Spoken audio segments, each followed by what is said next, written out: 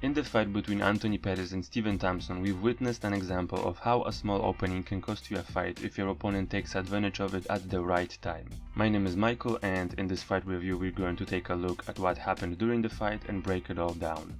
Stylistically, both men are outside fighters, both great kickers too, but Pettis is more willing to come forward if the opponent allows him to, and we could see that from the beginning of the fight. He knew pressure would be the best way to fight a good kicker. Wonderboy used side kicks, one of his main kicking techniques, to keep Pettis from moving forward. Even feinting it worked. Crazy enough, in the open they worked perfectly, but it was the side kick near the fence that got him knocked out. We'll get to that at the end of the video. Pettis couldn't really pressure that well, he lacks the footwork to do so. Every time he tried, Wonderboy just circled out and got out of there before his back hit the cage. Here are some examples of that. Wonderboy also used his footwork to put himself in good positions to land strikes. Here Wonderboy pivots as he's throwing a jab, hops back to walk Pettis into his combination into his range, then he sets his feet and throws a left hook right hand combo, ending with a kick. The left hook lands as Pettis thought it was a jab and was trying to parry it.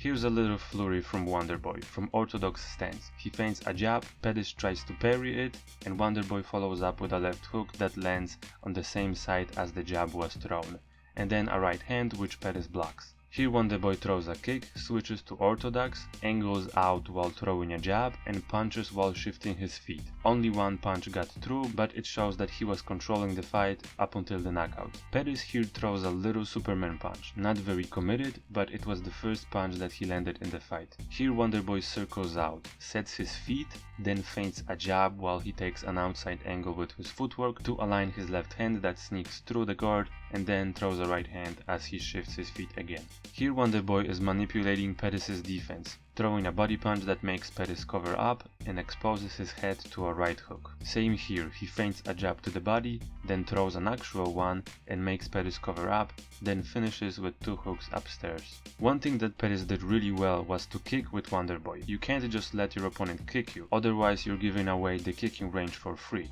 And also kicking the body, which Pettis did very well in this fight. It was an open stance matchup, so the power kick was there for Pettis. Because Pettis lacks the footwork to cut his opponents off, he tends to just follow them. A very smart adjustment was to use leg kicks to limit your opponent's movement and potentially trap them on the cage or in one place so that it is easier to hit them. Pettis was landing some good leg kicks in this fight. He also kicked the back leg. Since it's a southpaw versus orthodox matchup, it's harder to reach, but it is also harder for your opponent to block the kick. After the first round, Dirk Rufus advised Pettis to counter after Wonderboy punches or kicks. Pettis is not the best counter puncher, but he's fast and has good timing. Here he counters to the body after Thompson throws a kick, and he does the same here. He tries countering a side kick here, but the punch falls short.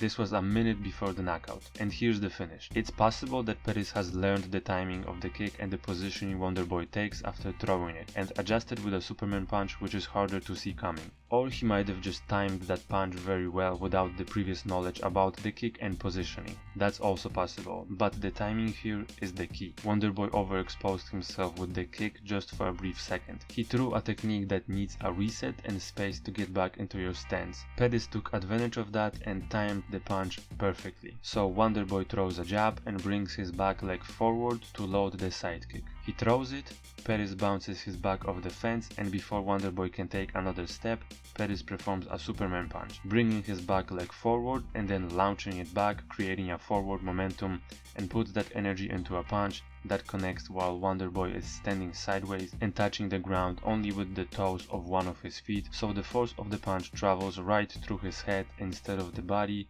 when your stance is strong, resulting in a knockout win for Pettis. Congrats to him on winning the fight, and my respects to Wonderboy. 80 fights, and this is his first knockout loss.